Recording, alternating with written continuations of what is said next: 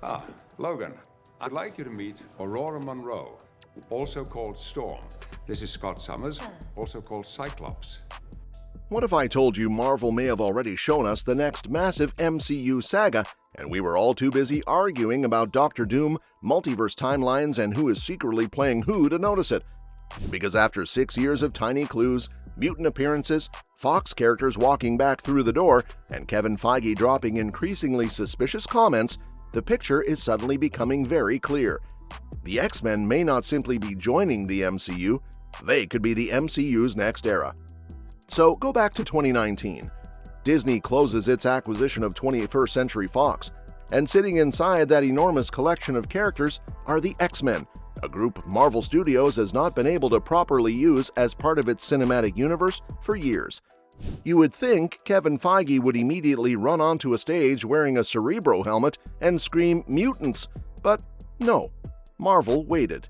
And that waiting is actually the interesting part. Marvel Studios built its reputation through long-term planning. Characters appeared in one film, connections were teased somewhere else, and sometimes audiences didn't understand the importance of a scene until years later. So why would Marvel suddenly rush one of its biggest properties? Apparently, it didn't. Instead, the mutant pieces started appearing slowly. Kamala Khan became one of the first major signs. The MCU revealed a mutation connected to Kamala, while Iman Vellani later co-wrote a limited comic series that retconned Kamala as a mutant in the comics as well.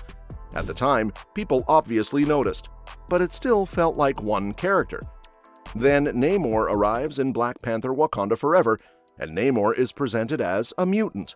Okay, now we have Kamala, we have Namor. Neither character is appearing in an X-Men movie. Marvel isn't putting a giant yellow X on the screen and playing dramatic mutant music every time somebody walks into a room. They're simply there. Mutants, existing in different corners of the MCU. And then the Marvels decides to become even less subtle. The film ends with Monica Rambeau waking up in another reality and meeting Kelsey Grammer's Beast. Yes, Beast. The Fox-era Beast is suddenly back. And Marvel basically drops him into the room, lets everyone lose their minds, and walks away. No 20-minute explanation, no PowerPoint presentation from Kevin Feige, just Beast. Suspicious.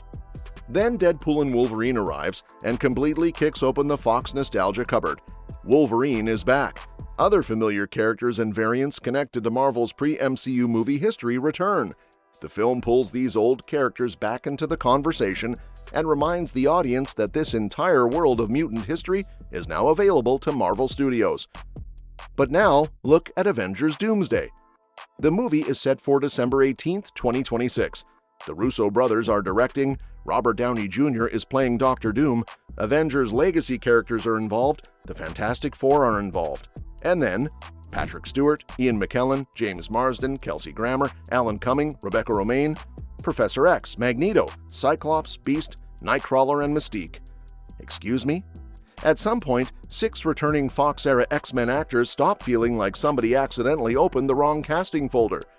Channing Tatum is also returning as Gambit, after finally getting his theatrical moment in Deadpool and Wolverine, years after his planned solo Gambit film was cancelled. So what exactly is Doomsday doing?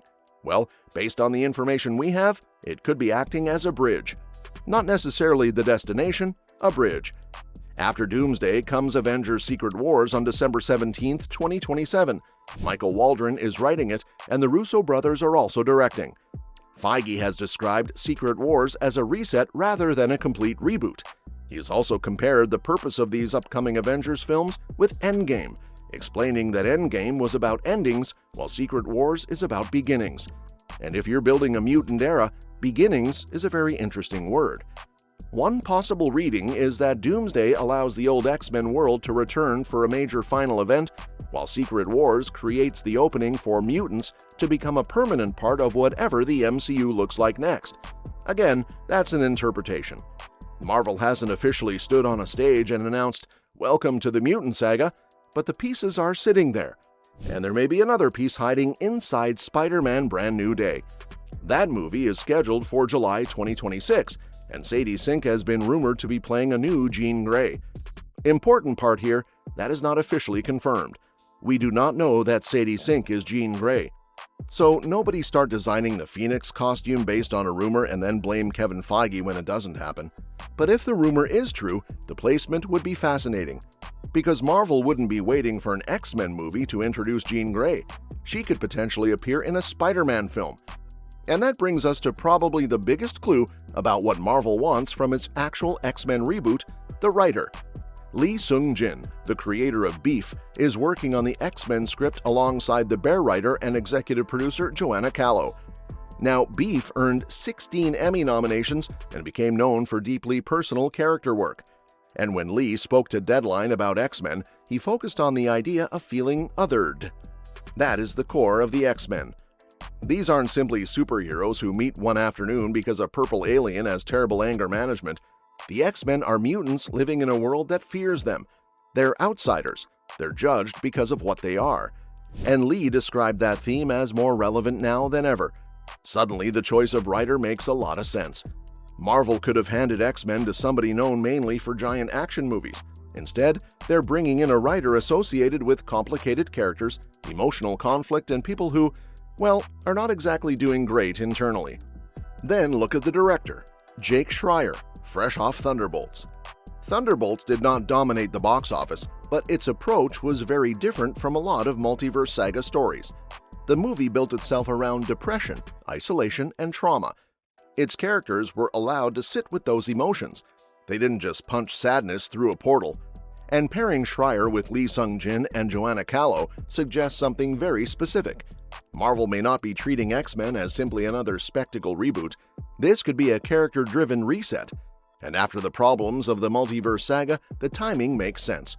The MCU went through a period where quantity outpaced quality.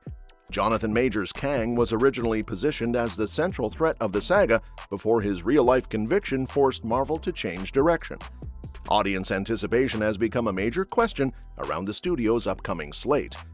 So, what do? You end the Multiverse Saga with Doomsday and Secret Wars, two giant Avengers crossover films. Then you move into something emotionally different. The X-Men are almost perfectly designed for that. They don't need another alien invasion to create conflict. Their existence is the conflict. They're a persecuted minority trying to live in a world that fears them. That idea has carried emotional weight in X-Men comics for more than 60 years, because the mutant metaphor can speak to the feeling of being rejected, feared, or treated as an outsider. And then there's X-Men 97. The animated revival has been building goodwill on Disney+, with its second season landing in July 2026 and a third season already greenlit. So while the live-action MCU has been slowly planting mutants, Marvel has also brought the X-Men back into the wider cultural conversation through animation. Individually, none of these things had to mean the next MCU era would belong to the X-Men. But what do you think? Is Marvel secretly building toward a mutant saga, or are we connecting way too many dots? Drop your theory in the comments section down below. Hit the subscribe button for more Marvel deep dives. Hit that thumbs up if you liked our video, and I'll see you in the next one.